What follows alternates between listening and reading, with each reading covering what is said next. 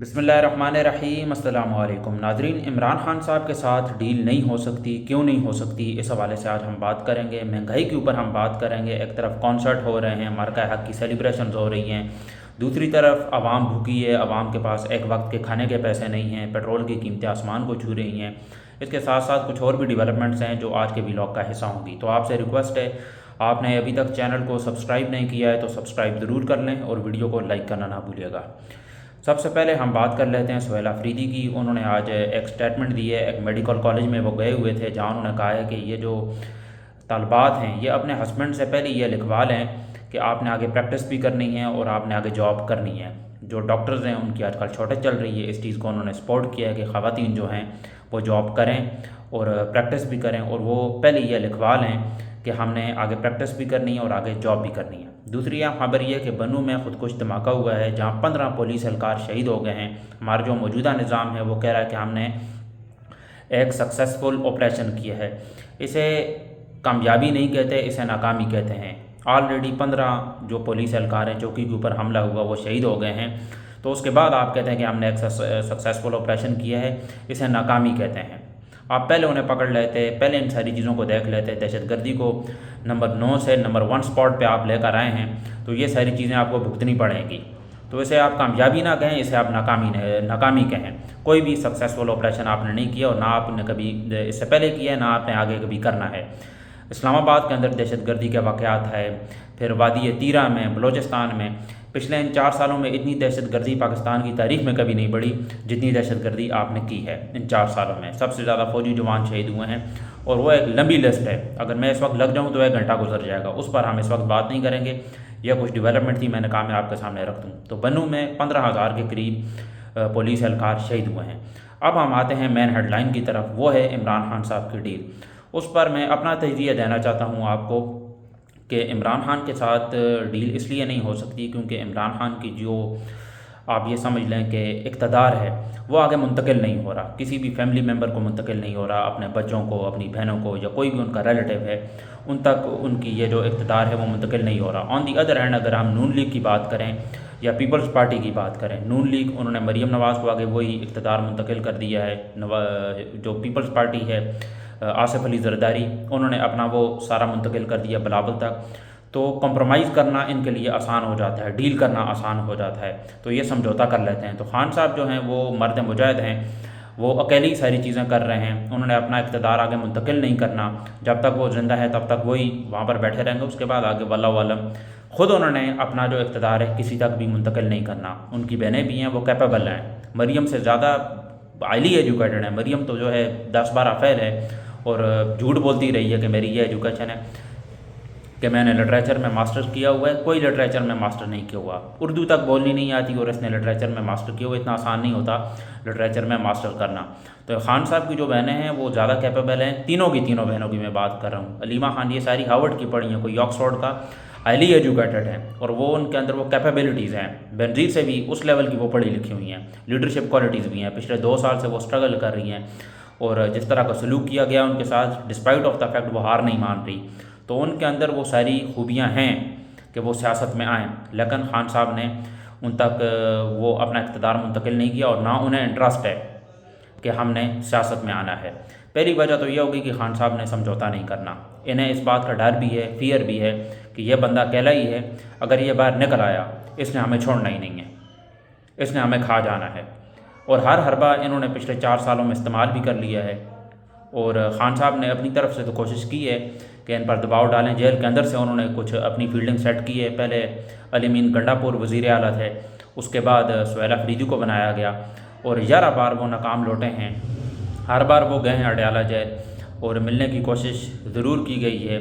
ये जो पीछे सर्दियां गुजरी हैं इमरान खान साहब की बहनों के साथ, जिस तरह का सलूक किया गया, शेलिंग की गई, फिर 9 मई के वाक़यात, ये 2 दिन तो वही ख़बर काफ़ी ज़्यादा लाइमलाइट में रही। मैंने भी इस पर एक व्लॉग किया, आप जाकर देख सकते हैं। मेरा पिछला व्लॉग 9 मई के हवाले से ही है। क्या कुछ हुआ, किस तरह की फस्तैयत हमने पिछले 4 सालों में देखी, वो उसकी मिसाल हमें पाकिस्तान की तारीख़ में नहीं मिलती। पाकिस्तान की तारीख़ में इस कदर जुल्म नहीं हुआ। साना मुरीद क्या हुआ, इस्लामाबाद में जो ऑपरेशन हुए, साना, फिर जो 9 मई को जो जिन लोगों ने मास्क पहने हुए थे اور ہاتھوں میں ان کے سرکاری لاٹھیاں تھیں، توڑ پھوڑ کی، CCTV فوٹیج کہاں گئی، اس وقت سیکورٹی کہاں تھی، یہ ساری چیزیں میں نے کچھ نہ کچھ ڈسکس کی ہیں اپنے پچھلے ولاگ میں۔ تو ڈھکی چھپی باتیں نہیں ہیں، ہمیں پتہ ہے کون غلط ہے کون صحیح ہے۔ وہ زرین نظامیانی نے وہ جو اپنا ایک آرٹیکل لکھا تھا جو بعد میں انہوں نے غائب ہی کر دیا، ہٹا دیا وہاں سے، کہ پاکستان کی عوام کو اب سب کچھ پتہ ہے، شعور آ گیا ہے پاکستان کی عوام کو کیا ٹھیک ہے اور کیا غلط ہے۔ عاصم منیر اور یہ جو DDISP رہے ہیں، ان کی باتوں کو ویسے بھی اب کوئی سیریسلی نہیں لیتا، ایک کان سے لوگ سنتے ہیں، دوسری کان سے نکال دیتے ہیں، کیونکہ پتہ ہے جھوٹ بول رہے ہیں۔ وہ کہہ رہے ہیں کہ ہمارا سیاست میں کوئی لینا دینا نہیں ہے، سب سے زیادہ سیاست میں لینا دینا ہی آپ کا ہے۔ جب سے پاکستان آزاد ہوا اب چھٹی پہ نہیں گئے، 4 بار مارشل لاء جو ہے پاکستان میں لگے، انڈیا میں نہیں لگا۔ آپ کسی شخص سے بھی پوچھ لیں انڈیا میں، انہیں اپنے جرنیل کا نام نہیں پتہ، چیف آف آرمی اسٹاف کا نہیں پتہ، ڈونلڈ ٹرمپ کو نہیں پتہ۔ ہمارے ملک کے آرمی چیف کا نام جو ہے پتہ ہے۔ اسے آپ عزت کا وہ نہ سمجھیں کہ آپ کی بڑی عزت ہو رہی ہے، آپ کا نام سب کو پتہ ہے۔ آپ کا کام ہوتا ہے ملک کی سرحدوں کی حفاظت کرنا، آپ کاروبار کرنے میں لگے ہوئے ہیں۔ آپ پاکستان کے سب سے بڑے ریئل اسٹیٹ ڈیولپر ہیں، آپ سیمنٹ بیچ رہے ہیں، آپ بریڈ بیچ رہے ہیں، آپ ڈائپرز تک بیچ رہے ہیں۔ پاکستان کے جو ایجوکیشنل انسٹیٹیوٹ ہیں ان پر سارا کنٹرول آپ کا ہے۔ جتنی بھی یہ جو آپ یونیورسٹیز دیکھ رہے ہیں، ان کے جو ڈین ہیں ان کا تعلق پاکستان آرمی سے ہے۔ کوئی ریٹائر ہیں، کوئی ہے حاضر سروسز جو ہیں، ہر ڈپارٹمنٹ میں یہ پاکستان کے گھسے ہوئے ہیں۔ جتنے بھی سویلین ادارے ہیں، نادرا تک آپ واپڈا دیکھ لیں، جہاں پر ان کا کوئی کام بنتا ہے وہاں پر بھی پاکستان آرمی کا کنٹرول ہے، ہر ادارے میں۔ تو آپ ہمیں نہ سکھائیں کہ آپ کا سیاست سے کوئی لینا دینا نہیں ہے، سیاست سے آپ کا بالکل لینا دینا ہے۔ اتنا بڑا جھوٹ بولتے ہوئے آپ کو شرم آنی چاہیے۔ تو ڈیل جو ہے وہ عمران خان صاحب نے کرنی نہیں ہے۔ جس طرح کی صورتحال میں نے آپ کے سامنے رکھ دی ہے، آپ کو میں نے سمجھا دیا ہے کہ نون لیگ اور پیپلز پارٹی کے لیے ڈیل کرنا آسان ہے، انہوں نے اپنا اقتدار آگے منتقل کر لیا ہے اور وہ اس طریقے سے آگے چیزوں کو لے کر چلتے ہیں۔ عمران خان نے اس طرح ان ساری چیزوں کو لے کر آگے نہیں چلنا، لہٰذا وہ ڈیل بالکل بھی نہیں کریں گے۔ تو فی الحال ہمیں یہ ہوتا ہوا نظر بھی نہیں آ رہا کہ ڈیل کوئی ہوگی، اور عمران خان صاحب جو ہے جلدی جیل سے باہر نکل آئیں گے، کیونکہ 200 سے زائد کیسز دائر کر رکھے ہیں اور عدالتی نظام ہمارا آپ کے سامنے ہے، وہ کبھی بھی انصاف نہیں کرے گا۔ جن ججز نے تھوڑا بہت انصاف کرنے کی کوشش کی ہے ان کا حال آپ دیکھ لیں، ان کی ڈگری کو جعلی قرار دے دیا ہے۔ 3 ججز کو یہ پچھلے حالیہ دنوں میں ہی ان کا تبادلہ ہو گیا ہے۔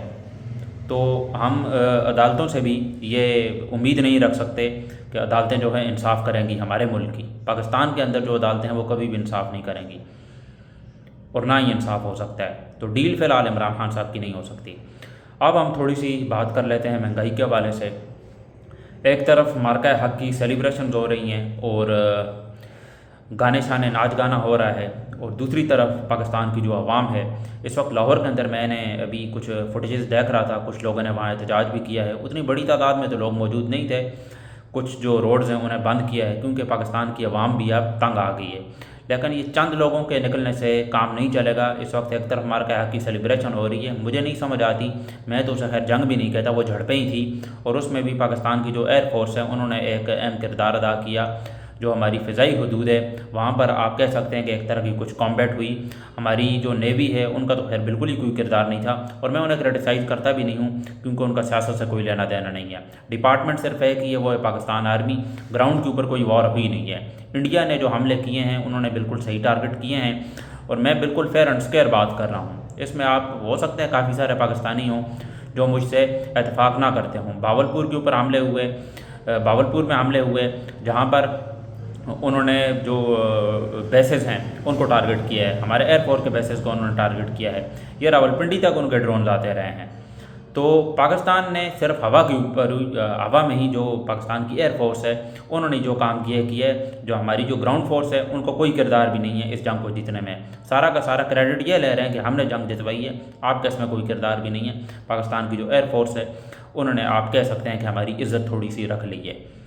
تو جنگ آپ نے کبھی ویسے بھی جیتی ہی نہیں ہے۔ تو مہنگائی پر میں دوبارہ واپس آتا ہوں کہ احتجاج ہوا ہے، لیکن اس طرح کا احتجاج ہمیں دیکھنے کو فی الحال نہیں مل رہا ہے۔ لیکن پاکستان کی عوام تنگ آ گئی ہے۔ ایک جو مڈل کلاس آدمی ہے وہ بعض اوقات صبح اگر نوکری پہ جاتا ہے وہ 20 کلومیٹر جاتا ہے، 30 کلومیٹر جاتا ہے، روز کا اس نے لیٹر پیٹرول تو ڈلوانا ہی ہے، تو اس کی جو آدھے سے زیادہ جو سیلری ہے وہ پیٹرول کے اوپر لگ جائے گی، وہ بیچارہ کھائے گا کیا؟ اس نے اپنے بچوں کو کیا کھلانا ہے، اس نے اور جو زندگی کے کافی ساری چیزیں ہوتی ہیں وہ ان ساری چیزوں کو لے کر آگے کیسے چلے گا، اس کے پاس کوئی آپشن بھی نہیں ہے۔ اور اس کے بعد جو ہماری حکومت ہے، یہ ملبہ بھی کہ مہنگائی ہے اس وقت پاکستان کی عوام، وہ ملبہ بھی انہوں نے پاکستان کی عوام کے اوپر ڈال دیا ہے کہ پاکستان کی عوام ٹیکس نہیں دے رہی، پاکستان کی عوام یہ نہیں کر رہی، وہ نہیں کر رہی۔ آپ کب تک معیشت آپ نے ہماری تباہ کی ہے، ایکسپورٹ ہماری بالکل نہ ہونے کے برابر ہے۔ پچھلے 4 سال سے آپ حکومت میں ہیں اور آپ کہہ رہے تھے کہ ہم بجلی بھی فری دے دیں گے، ہم یہ کر دیں گے، بسز ہو گئی ہیں، وہ کر دی ہیں، چارجر 20 کروڑ کی گاڑی پہ بیٹھتی ہیں آپ، اور اس کو آپ کہتی ہیں نکلوائی آپ نے وہ 6 لاکھ میں ہے، 2 کروڑ کے اس کے صرف ٹائر چینج ہوتے ہیں، اور آپ ایک اتنی گندی بات کرتی ہیں کہ اس گاڑی کے اندر چارجر کی سہولت موجود نہیں ہے، اس گاڑی کے اندر اے سی نہیں ہے۔ کچھ آپ خدا کا خوف کریں، ہمیں بالکل اس بات کا پتہ ہے۔ پاکستان کی عوام کو آپ بیوقوف نہ سمجھے، ایز آئی سیڈ کہ ایک کان سے سنتے ہیں دوسرے کان سے نکال لیتے ہیں، کیونکہ فیئر ہے پاکستان کی عوام میں، کیونکہ جو کچھ بھی ہوا ہے احتجاجی صورتحال کے دوران پاکستان کی عوام کو جس طرح مارا گیا، وہ ساری چیزیں اگر ہم دیکھیں تو پاکستان کی عوام کے اندر آپ کو تھوڑا فیئر نظر آئے گا اس کے بعد، لیکن پاکستان کی عوام بیوقوف نہیں ہے، انہیں سارا کچھ پتہ ہے۔ یہ کچھ امپورٹنٹ ڈیولپمنٹس تھیں میں نے آپ کے سامنے رکھی، جہاں پر مہنگائی کے اوپر ہم نے بات کی، اس کے ساتھ ساتھ ہم نے عمران خان کی ڈیل کے حوالے سے تھوڑی سی بات کی۔ کل انشاءاللہ آپ کے ساتھ ایک اور ولاگ کے ساتھ حاضر ہوں گے جس میں کچھ نئی ڈیولپمنٹس ہوں گی۔